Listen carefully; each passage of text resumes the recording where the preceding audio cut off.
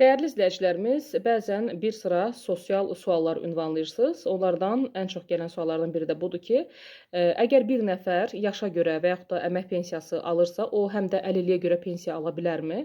Və yaxud da bunlardan birini seçirsə, bu hansı qaydada həyata keçirilməlidir? Bu suala cavab mən istəyirəm təqdim edəm. Qanunvericiliyə əsasən müxtəlif pensiya hüququ olan şəxslərə öz arzuları ilə yalnız bir pensiya təyin edilir.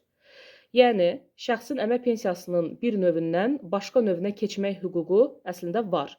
Amma bu hüquq, yəni növ dəyişmə, daha yüksək məbləğdə digər növ əmək pensiyasına hüququ yarandıqda həyata keçirilir.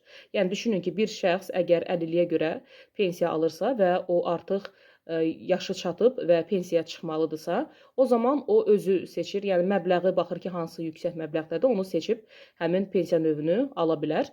Lakin müharibə və ya 20 yanvarla əlaqədar orqanizmin funksiyalarının 31-100% pozulması və ya ümumi səbəblərdən 81-100% pozulması ilə əlaqədar əlilliyə görə əmək pensiyası alan şəxslərə həmçinin də prezidentin müvafiq təqaüdləri də ödənilir.